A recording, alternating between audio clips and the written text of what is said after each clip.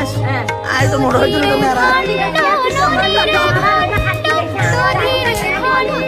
ওই তো গণেশের দিদা